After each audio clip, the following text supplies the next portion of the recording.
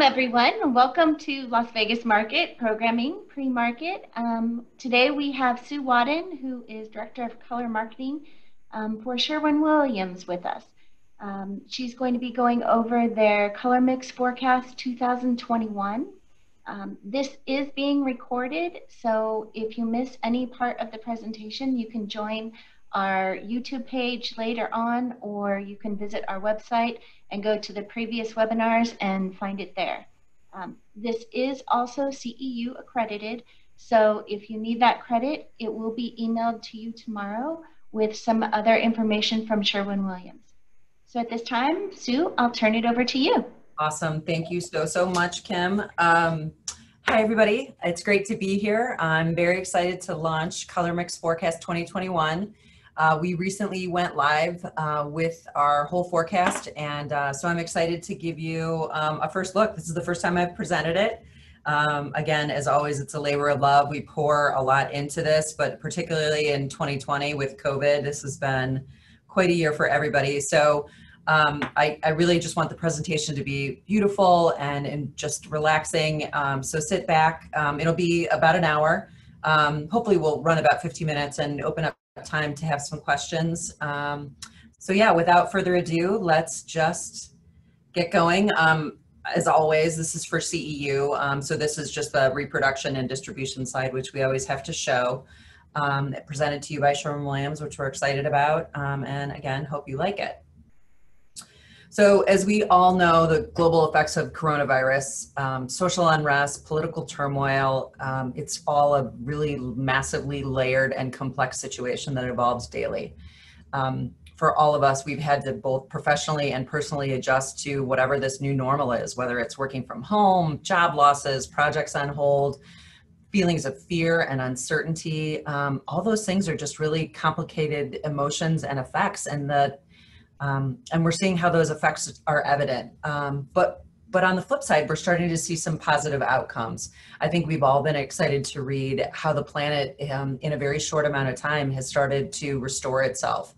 As carbon emissions decreased due to travel restrictions and quarantine, the planet has kind of started to heal. So we've taken that as a note on kind of direction for this entire forecast. The pandemic's also slowed us down, and it's altered our perception of kind of time and what we need to pour into something. Do we all need to be running around the planet like crazy people, or can we just take a step back and appreciate what's really valuable to us, which is family and taking care of ourselves and looking inward? So I think it's fair to say that not all of 2020 has been devastating, because as we look forward to kind of emerging out of this, hopefully early next year, I think we're going to look back and say, it wasn't all bad. So that's kind of what our forecast is about, how we're going to look inward to kind of tell the story of what 2020 is as we emerge out of this. We're going to focus on the importance of color in design and in our lives. We found, even as I continue to read trend reports, how color is forecasted to kind of see us through. We weren't able to get out to shows and see new furniture or new products or new development, but color has kind of positioned itself as like a theme for well-being. So that's really what we wanted to focus on for this year's color mix. Our theme is sort of beautiful. It's the rhythm of color. Natural rhythms guide all that we do, our very existence. Our breath and our heartbeat are constant reminders of life's pulsing rhythm that moves within and around us. Rhythm is the secret to how the natural world stays in step. And this same sense of balance applies to our personal sense of nature through how we live. It's about how we design, whether it's fast and slow, quiet and expressive, virtual and physical. The same sense of balance is reflected in our 4 palettes. So for Colormix 2021, the rhythm of color takes shape into these 4 classic palettes: Sanctuary, Encounter, Continuum, and Tapestry. And they were represented with 40 trend colors, which will break out into each of these palettes. So our first is Sanctuary. Sanctuary is about being back to nature. This is our most natural collection. It shows us the importance of celebrating nature. We'll talk about the principles of biophilia, which is about bringing nature inside, and show how natural, warm, and muted tones have a remarkable ability to nurture wellness and calm. We're learning to take a pause and seek out respite. during all of this. It's the special role our spaces can embody, helping us slow down and embrace what's truly important. We'll talk a lot about minimalism. I keep reading forecast reports that minimalism is phasing out, but we continue to bring it back in and talk about its importance to our mindful well-being. So minimalism and Scandinavian design continue to be a strong influence for 2021. We'll see how this interesting balance between creative expression and warm minimalism kind of live together. And that's one of the more fun stories that we have to tell this year. For Sanctuary, we'll show how cozy chic is influenced by Scandinavian design and beautifully combines understated lines and rich texture with warmth. Now more than ever, we're learning that less is more. So Sanctuary is a simple palette of warm minimalism. It's got natural materials and muted hues that speak quiet volumes. So here's sort of a palette slide where you can kind of get the flavor of the collection of colors. In our ever-changing world, we've experienced a pause that's called us to be mindful of how we're living. We're focused on building sustainable sanctuaries by breathing new life into spaces using only what we need. Waste not, want not. It's here that a simple palette of earthy neutrals can nurture tomorrow's utopia. So here we're showing some slides just about the palette. So we'll talk about warm neutrals. As forecasters, we've been predicting that warm neutrals are going to really become mainstream for us now as we move into this next decade, and gray is going to kind of sideline out. So we're seeing that represented here with the continuation of that. Taupes, bone white, warm greige, all those sort of warmer natural tones are very relaxed, and they're becoming our new neutrals. Rich brown. Brown continues to experience a resurgence, whether it's the reinterpretation of the 1970s vibe or that sort of mid-century flow, but in a kind of a new and repackaged way. So warm reddish brown to deeper bronze are really resurging. That's going to be a key color.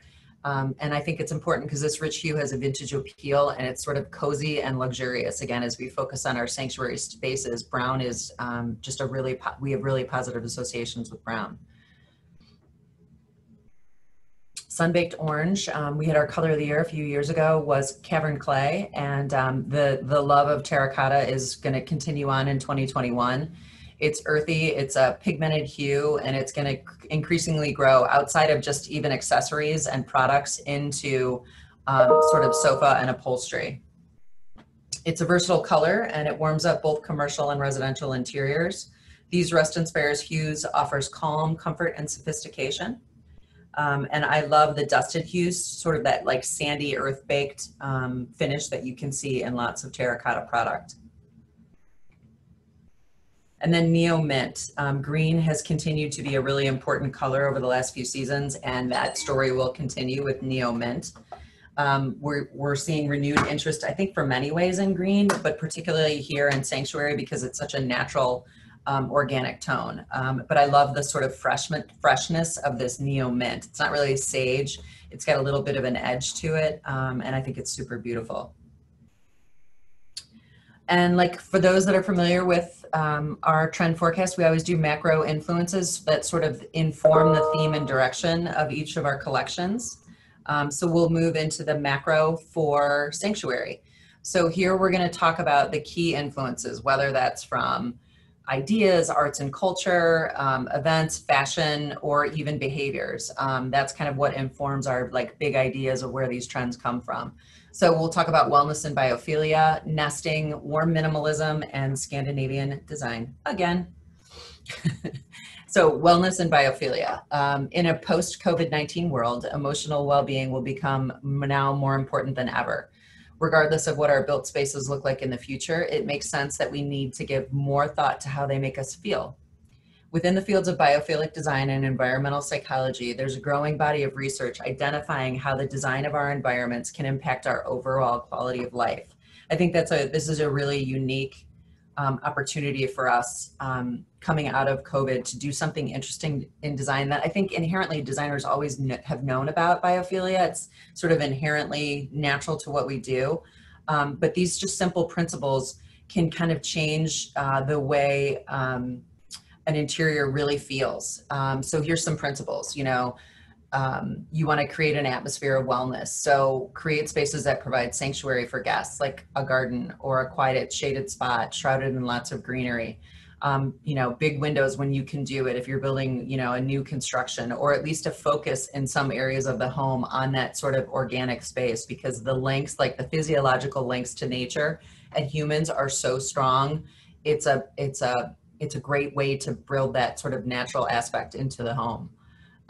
You know, if possible, a seamless transition between indoors and outdoors, whether that's a retractable roof, a bifold or sliding screen doors, or even just open windows without without drapery or window treatments. Sometimes that just immediacy of the natural environment into the home really provides that sort of biophilic principle. And when in doubt, just design with organic forms, materials, and furniture, you know, sort of those natural, like natural stone or natural fiber, or sort of those natural materials really enhance that quality within a home. And that's really all you might need. Sorry, I'm trying to kick off all my, so nesting. The need to cocoon has taken on another layer of meaning in light of coronavirus, accelerating a shift in how humans are cultivating spaces and curating their time.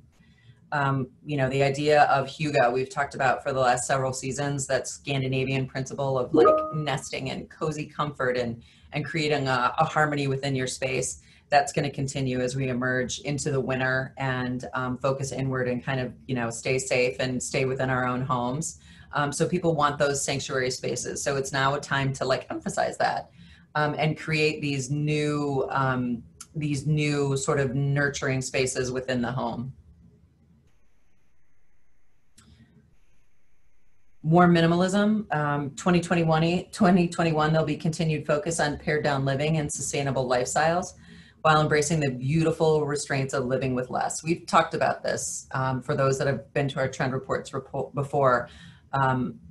You know, over the last several seasons, it was principles of wabi-sabi and sort of Japanese minimalism, and certainly Scandinavian, so that clutter-free, stress-free spaces will continue to be important into 2021.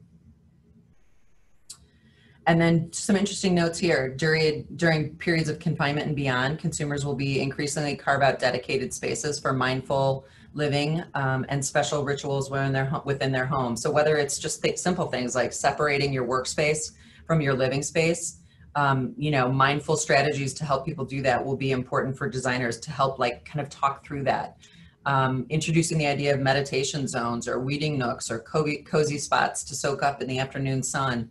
That's going to be a key direction for helping people sort of separate your living and working at home. You know, that's going to be an important differentiator. You know, we'll have almost sometimes a year of people working at home. They need some tactics for how to get through that. So again, this idea of creating these sanctuary spaces will help your clients kind of get through this. It's a way that you could talk to them about some interesting new ideas. And then again, Scandinavian design, just from a pure design aesthetic, we're seeing this continue. So sort of muted palettes, low slung furniture, super cozy, very casual, very restrained. Again, that's going to continue on in through the seasons of 2021.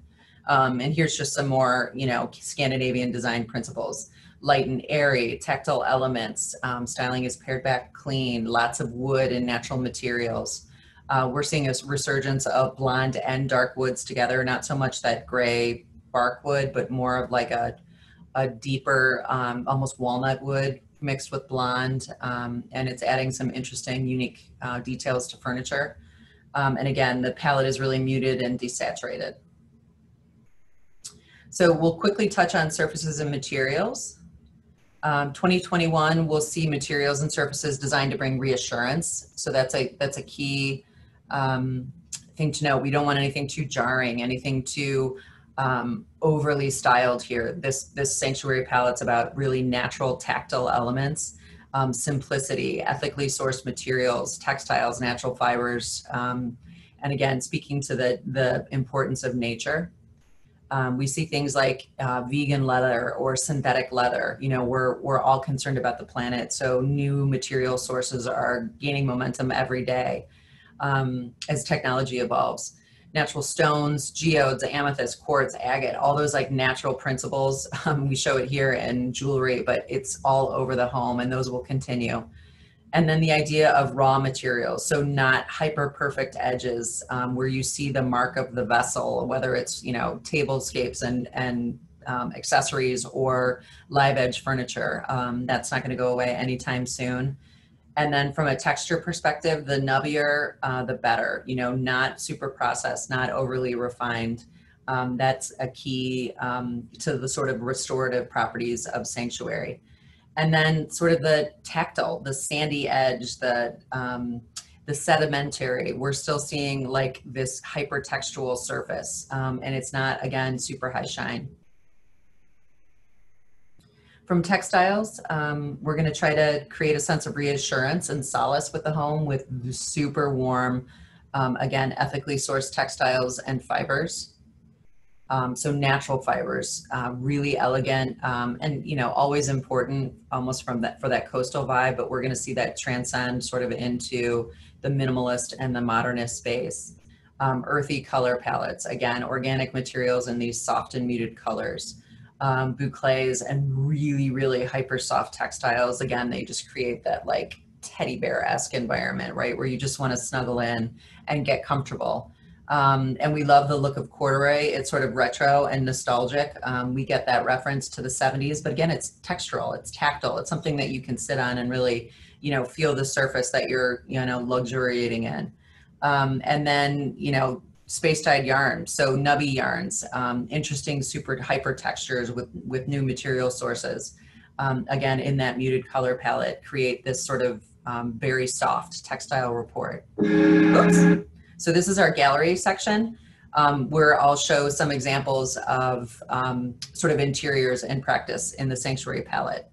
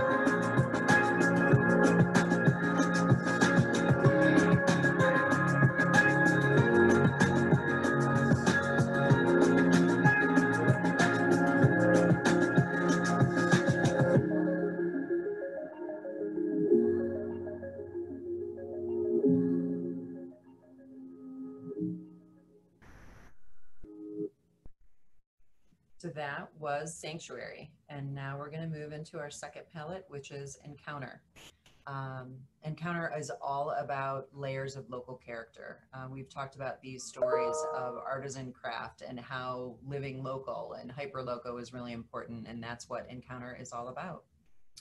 Organic inspiration shows how earthy tones of deep green provide a subtle reminder that the beauty often has humble beginnings. We look to the ancient wisdom to show how cues from the past, including the simple splendor of craft, and this knowledge speaks to our present and will guide us into the future.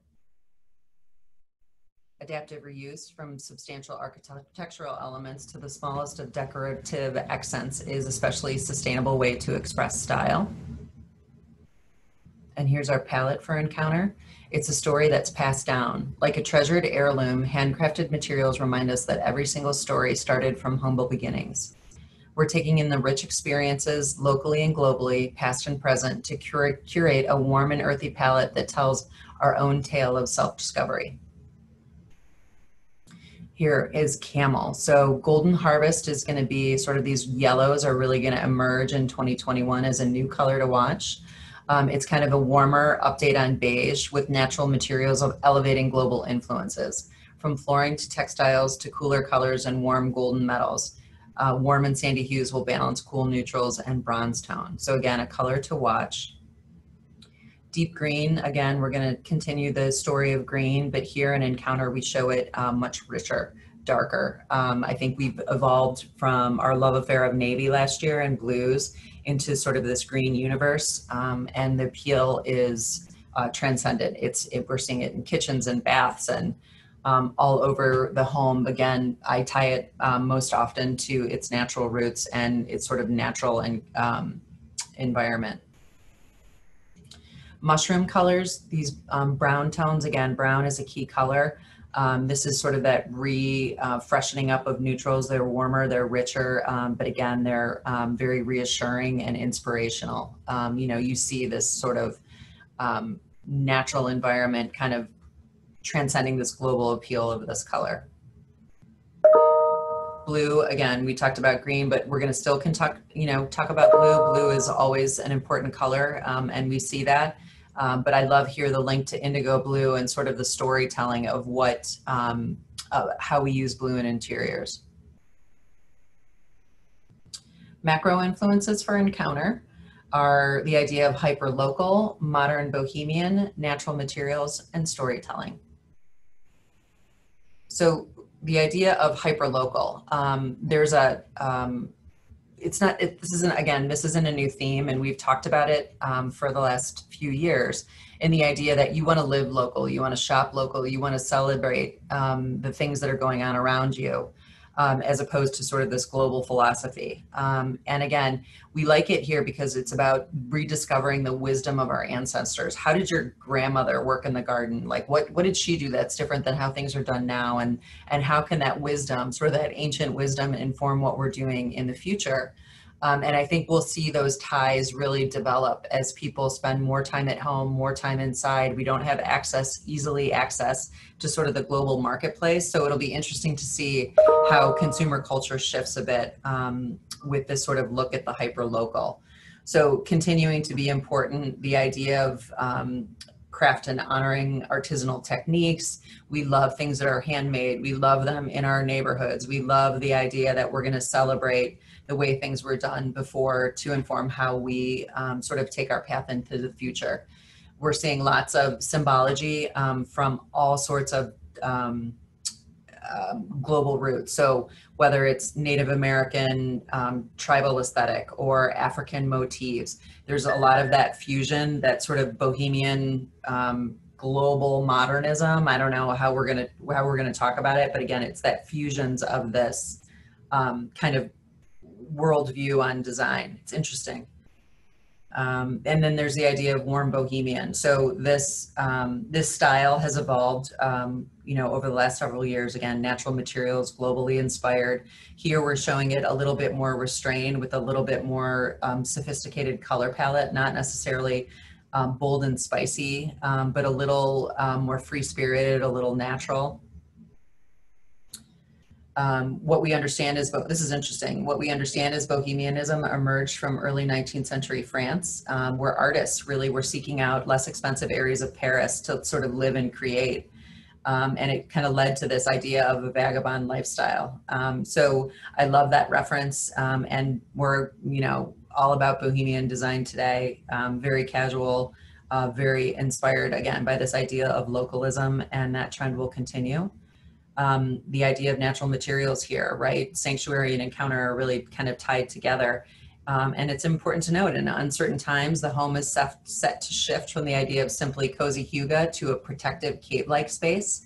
We're reading and hearing reports that safety, right, is a real issue, that people want to feel secure when they're in their homes, and sort of natural materials help to do that. Again, they're tied to, primitive references. We've got age-old artisanal skills, traditional craft, all those sort of macro themes influence the idea of natural home. Again, organic, think ingredients, bio-innovation. There's lots of technology that's going to emerge, particularly out of COVID. You know, how we're growing mushrooms to make textiles, or how we're using cork from wine bottles to reinvent flooring. Again, those principles of sort of natural design fused with technology are going to be a key indicator of change and global design into products moving forward. And then storytelling. So finding fresh meaning in ancient wisdom amid an uncertain world. I love the slide. I think it's beautiful and it tells the story well. But again, it's not, looking into the archives of medieval culture to inform how we cure a disease. It's like looking to how your aunt does things, or your grandparents, or are you canning? We're seeing younger generations rediscover victory gardens and growing their own food. So COVID-19, I think that's one of the side effects of COVID-19 that are going to be positive. We're going to look to do things differently. And this idea of storytelling is kind of informing that whole narrative. For 2021, we want to embrace those age-old crafts. We want to explore a more untamed take on natural themes for modern interiors. Celebrate the artisan, celebrate the local. We'll look for the provenance of what we buy. We're not just gonna rampantly go out and buy things. We're gonna take our time. Maybe we'll spend a little bit more money. We're gonna buy the right materials to bring into our home. Surfaces and materials. Again, indigenous pattern built with local craft techniques from raffia, cotton, and cane. Again, batik inspired. All sort of those global influences, lots of natural construction, baskets, marquetry, sort of those woven techniques. I would say it doesn't speak to one particular traditional craft, because all cultures sort of have their interpretation. Lots of pierced metals. So again, that global influence in metals and surface detail. The idea of home cycle thrift. So taking things that are repurposed and sort of reinventing them into new materials is a key theme. Worked wood, patterned, carved, sculpted, enriched, and we'll talk about that in the next palette, which is called tapestry. The idea of the classicism of materials is going to be a key focus. And then reusing post-consumer goods, retooled into something new. That's a great principle in design, and we'll continue to see that evolve, and we'll get better at that and more mainstream. Textiles and material, folk arts kind of lead the charge here, but it's a multicultural interpretation. It's not just from one place. It's not just Latin America or Africa. It's sort of this fusion. Lots of heritage folk. So the idea of the old manor house, these tapestry influences are really emerging in textiles. We've seen Native American craft really researches. Here we show Ralph Lauren Home. It's a new line of Native American inspired motifs. Minimalist graphics for that Bohemian vibe. So again, it's not over the top color, it's muted and soft. Beautiful icots and sort of block prints. Again, they evoke that elevated sort of global inspired patterning. And here's the gallery for Encounter.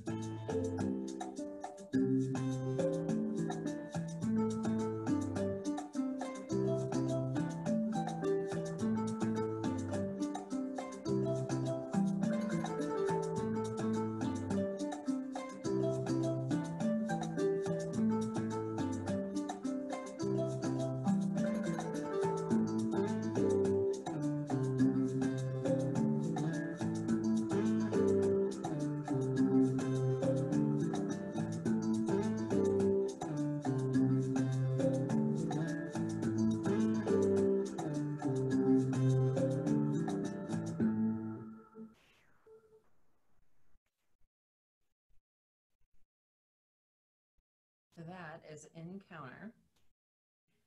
And next up is Tapestry. So this is our sort of opposite direction of all this natural mindfulness, where we're going to talk about creative expression.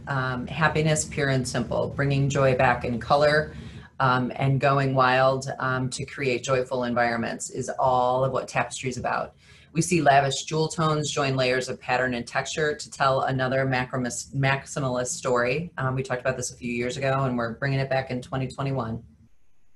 But it's a little more restrained. It's a little more sophisticated. It's less about throwing everything at the wall and seeing what sticks. And so it's a much more thoughtful approach, but with bold color and strong shapes and strong pattern. And I think the effect is gorgeous. I love this slide. Palette, be wildly, wonderfully you. Lavish tones and layers of collected style tell a story that throws caution in the wind, because the most fun is had when you're coloring outside the lines. I love that line. It's a dramatic palette. And again, the central core, the central tenet of Tapestry is self-expression.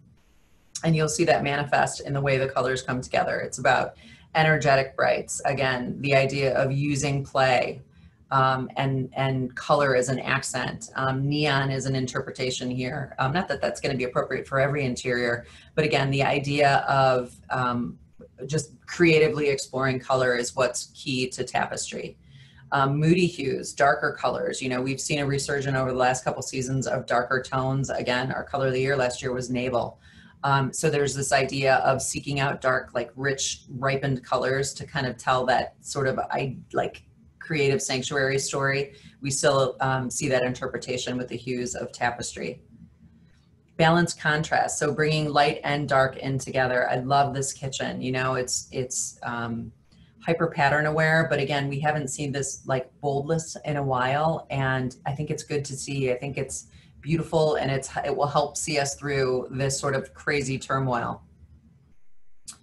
Another key color is butter yellow. We'll talk about yellow, I think, in almost every palette that we're featuring. It's gaining momentum. It's not like a key color, but it's emerging. And here we show it as sort of this buttery expression. And yellow is a brightly optimistic color. It's got a ton of energy. Its association can be negative, but overall it's a positive color. We think of it as a balance point to neutrals. So you'll continue to see yellow emerge in product development. From a macro influence perspective, we'll talk about security, creative expression, classics revisited, and sensory exploration. So security and the idea that fear is rising globally, obviously, as a reaction to this insane year. And so we're seeing rates of depression rise up, anxiety levels. And so a designer mindset is to prioritize physical, emotional spaces. We want to create environments where people feel secure. And so I think design is going to be a key component to that. The virtual world is going to exist for us in new ways, more so now than ever. And I think emerging out of 2020 into 2021, we'll see that balance point between what's real and what's fantasy, what's natural and what's virtual. And again, embracing that is going to be key.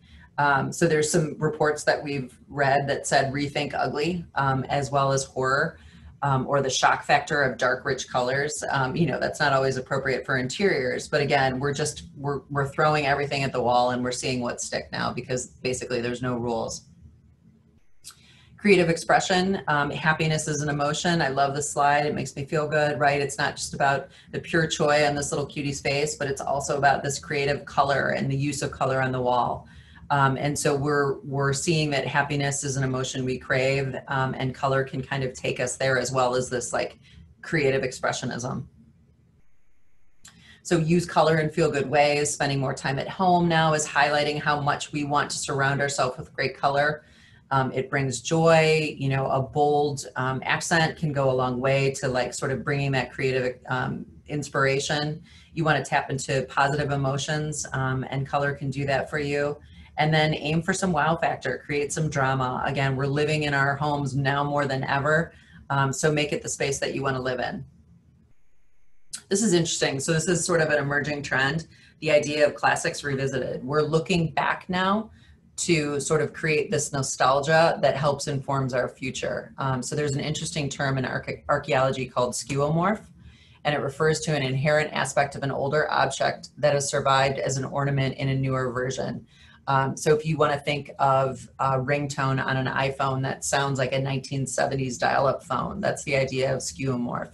And that applies to design as well, as particularly in the maximalism. We're looking to the classic appeal of Roman and Greek design.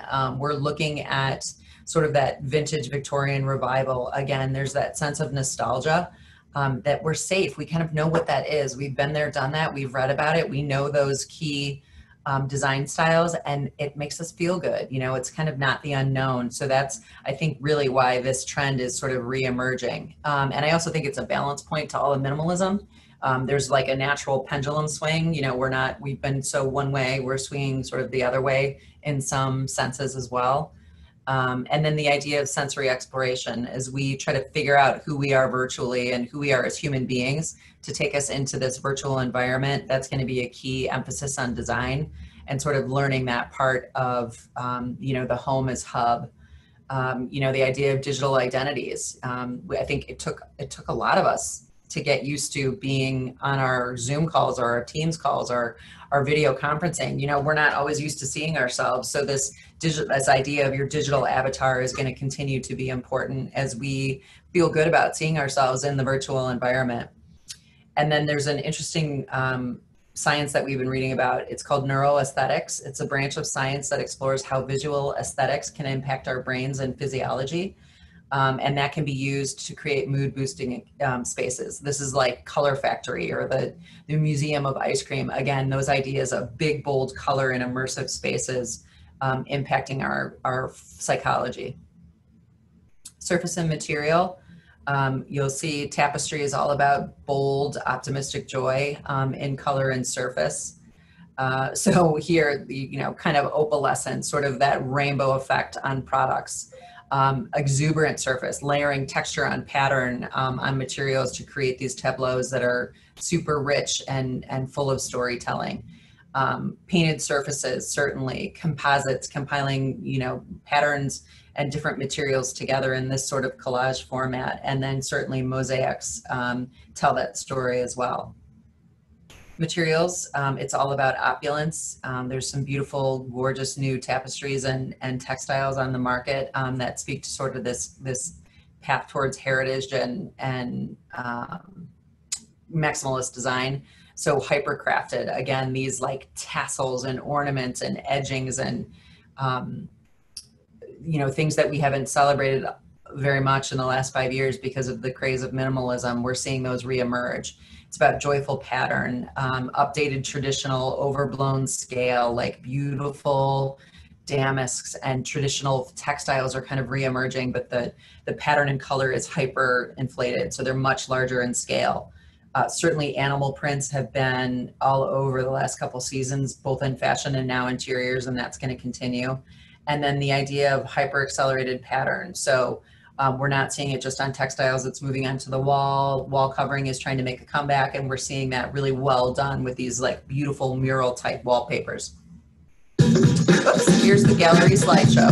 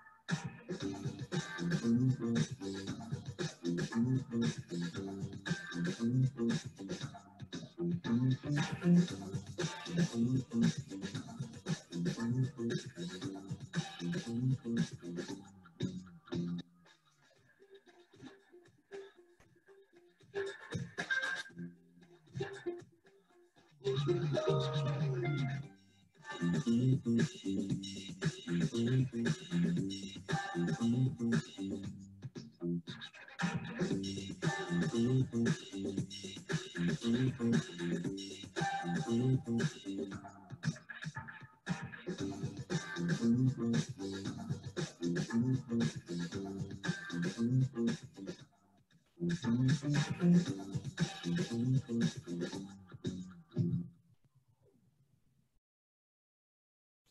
was tapestry, which I love. And we'll move into our fourth palette, which is continuum. So continuum is all about the exploration of sort of deep space and deep sea, but it's, again, pushing the visual boundaries with technology and where technology is going to take us. Innovation is key as we move into the next decade, whether that's in material sourcing, in construction, or design. It's about the human side of technology and how we seek out technology that makes us feel like better humans or feels like human technology. We don't want it to feel real synthetic. We want it to feel really natural. And that's going to be an interesting juxtaposition in design, you know, as we move into these new virtual landscapes. The color palette here is about inky hues and bright tones, and they're sort of like LED inspired colors. As you can see here, we've got, again, yellows, but more on the green side, a little more chartreuse. It's, you know, about smart living and home is hub, balanced with these cyber blues and grays, and a punch of lilac and charcoal. So we see kind of where the spectrum of color can sort of be tech inspired. Deep sea blues will continue. We've had this love affair with blue for a couple of years. I think we can always say blue is a key color, but here it's about sort of the watery depths. Industrial grays. So grays aren't totally moving out of the collection, but again, they're here. The interpretation is a little more industrial, a little more space age, if you will, kind of into the urban landscape. Purples, it was a key color emerging out of 2020, and now it's moving into 2021, but it's almost like a lilac expression. It's much lighter, and we see that sort of in that spectral reveal of that dichroic glass there on the right. And then tech blues. So a lot of trend forecasting houses are predicting that this sort of technology blue, this tealy AI blue, as they're calling it, is going to be a key color, or tech aqua. Macro influences. Synthetic and natural, sea and space, sculptural modernism, engineered environment. So bioengineering and this idea that we use technology to grow natural elements is going to be a key function moving forward. How do we feed this planet? How do we take care of this planet? And in this world, our clothes, our cars, our home, anything can be part of this interconnected system. And it's an interesting duality, right? So as we seek out nature, we're also seeking out technology to feel natural. So we get this combination of influences kind of coming together, but to do the same thing.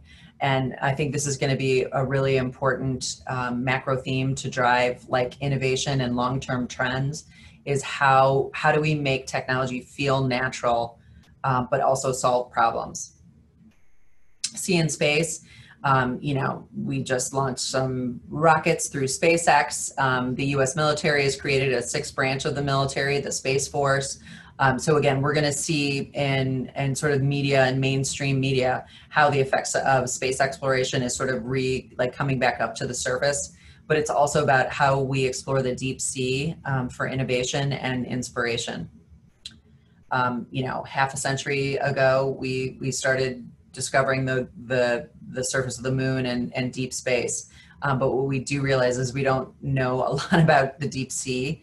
And there's a lot of interesting exploration going on now that I think will start to bubble up as we explore, you know, places that aren't on the planet that seem, you know, seemingly a little safer than our COVID environment. And it's also stemming from a lot of science education. We're seeing a re-emphasis here in North America on STEM studies for kids. And again, I think that's kind of pushing that language of sea and space.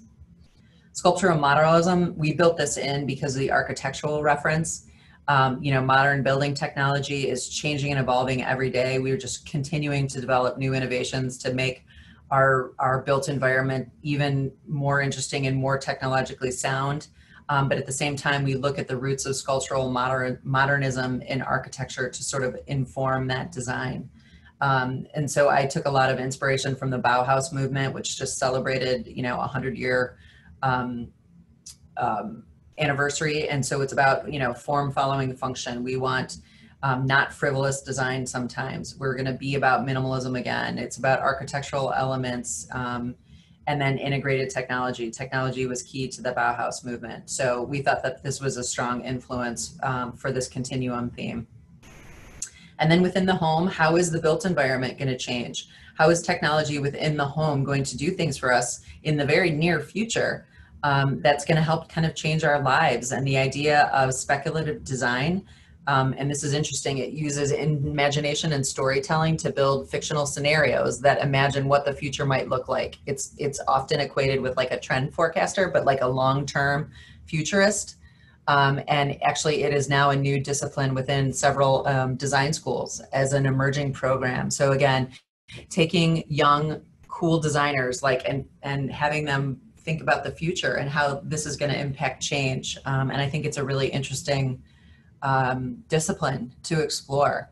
And we're seeing, I just continue to read about new education programs that are offering this speculative design major. So it'll be interesting to see where that takes design and construction moving forward. Surface and materials report. Again, it's about sort of the synthetic and like sort of those space age tech colors fusing with natural biologic materials. So we see the emergence of silver and silver additives into products because silver ions have a antiseptic like microbicidal properties that can enhance products, sort of germ fighting, if you will. There's a natural radiance, sort of an iridescence and shine in light filtering materials.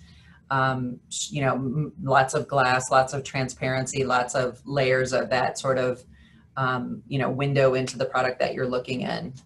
We're seeing a lot of the fantasy, sort of this interpretation of virtual environment and whether it's like video gaming or how that's going to inform how we, you know, design kitchens in the near future. There's that definitely that tech influence, as well as natural materials that are sort of reinterpreted with these beautiful colors, like marbling techniques on products, right? So we get that natural association, but the color space is a little brighter and cleaner. Biodesign is the major influence for textiles here. I didn't really want to talk about high surface shine because we're not all about shine, but it's about innovative materials. So organic systems, growing mushrooms or bacteria to produce textiles, or Tom Dixon is working on an interesting product at the bottom of the ocean, embracing the, you know, the idea of plankton and how it grows on a surface in the water to make a new material. Algae, how can we interpret algae as like a sustainable future to make textiles and materials? Biofacturing of bacteria and mushrooms. These are emerging fields in design and manufacturing, but super interesting. And here's our gallery for Continuum.